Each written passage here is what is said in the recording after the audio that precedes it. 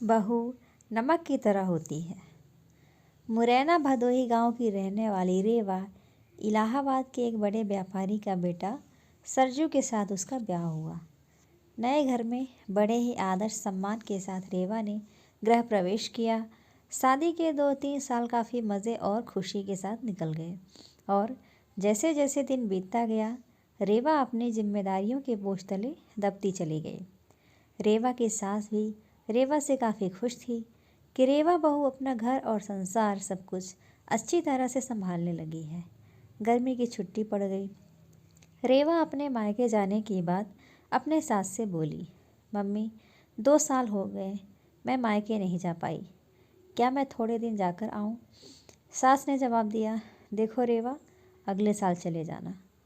रेवा यह सुनकर काफ़ी नाराज़ और दुखी होकर सोचने लगी कि जब चंचल दीदी हर 3 महीने घर पर आती है तो मम्मी काफ़ी खुश होती है और कहती है कितने दिन के बाद आई हो, और मुझे 2 साल हो गए, मेरे बारे में कोई कुछ सोचता ही नहीं है।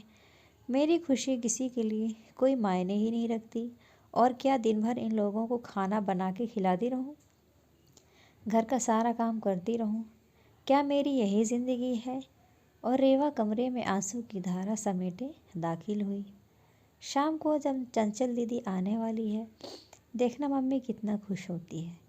खाने के अलग अलग फरमाइशों की लड़ी लगती रहेगी कि कभी चंचल दीदी के लिए समोसा बना दो, कभी पालक पनीर, तो कभी बिरयानी। मैं इतना क्यों सोच रही हूँ, करना तो मुझे ही है। बनाना है तो चलो किचन में अभी से तैयारी लग जाऊँ। यह सोच ही रही थी कि तभी सास ने आवाज़ दी, रेवा जल्दी नीचे आओ, देखो चंचल आई है। रेवा अपने चेहरे पर मुस्कान लिए अपने दुख को अंदर एक कोने में दबाए अपनी ननद का स्वागत करती है। कैसी हो भाभी? चंचल रेवा से बोली। अच्छी हूँ दीदी, और घर में सब कैसे हैं? अच्छे हैं। अच्छा, हमारे जीजा जी कैसे हैं? चंचल शर्माते हुए कहती है, वह भी भाभी अच्छे हैं। अच्छा दीदी आप बैठो, मैं नाश्ता बना कर लाती हूँ। नहीं नहीं भाभी, कुछ मत बनाओ, मैं अभी घर से नाश्ता करके आई हूँ, और भाभी केवल 2-3 घंटे ही रहूँगी क्योंकि सास की तबीयत ठीक नहीं है। आपके जीजा जी उन्हें लखनऊ दिखाने गए हैं। तो वो बोली, तुम अकेली यहाँ क्या करोगी? एक काम करो, तुम अपने मायके जाकर सबसे मिलकर चली आओ। सो मैं आ गई। मुस्कुराते हुए चंचल ने जवाब दिया, अच्छा दीदी रुको, मैं खाना बना देती हूँ, आप खा भी लीजिएगा, और जीजा जी और अपने सास के लिए खाना भी बांध कर दे दूँगी। अरे भाभी, मेरे साथ बैठो, बातें करो, शाम तक मैं चली जाऊँगी, खाना तो बनता ही रहेगा।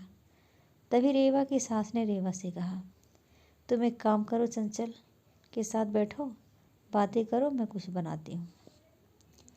जी नहीं मम्मी जी, मैं बनाती हूँ, आप दीदी से बात कीजिए। तभी चंचल ने कहा, कोई बात नहीं, आप खाना बनाओ और मैं आपसे बातें करूँगी, थोड़ी मदद हो जाएगी, यह ठीक रहेगा। क्यों माँ? रेवा की सास बोली, ये भी सही है। रेवा और चंचल किचन में प्रवेश करती है और काफ़ी देर तक हंसी मजाक करते करते खाना भी तैयार हो जाता है। चंचल खाना खाने के बाद शाम को अपने घर चली जाती है। रसोई को समेट कर रात को रेवा अपने कमरे में आई तो सरजू ने कहा, रेवा तुम काफ़ी थक गई हो, आराम कर लो। हाँ, मुझे आराम कहाँ है, तुम्हारी माँ तो बस यही चाहती है कि मैं अपने मायके ना जाऊँ। चंचल दीदी 1-2 घंटे के लिए आती है, लेकिन मिलकर तो जाती है, उसमें क्या, तुम भी चली जाओ रेवा, सरजू ने कहा। और देखो रेवा, दीदी भी कहाँ आ पाती है।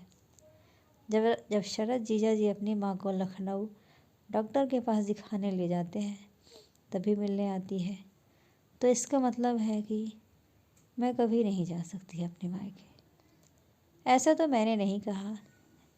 रेवा अच्छा तुम शांत रहो, मैं कल माँ से बात करता हूँ, तुम अपने मायके चली जाना, ठीक है? तुम तो रहने ही दो। गुस्सा करते हुए रेवा सो जाती है।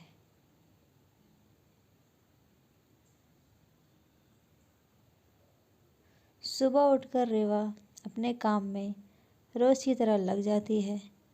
दोपहर में शर्मा आंटी रेवा की सास से मिलने आती है और काफ़ी देर तक बातें करती है।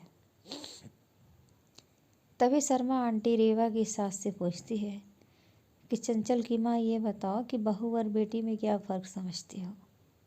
रेवा इस सवाल के जवाब का इंतज़ार कर रही थी कि मम्मी जी का इस पर क्या जवाब होगा।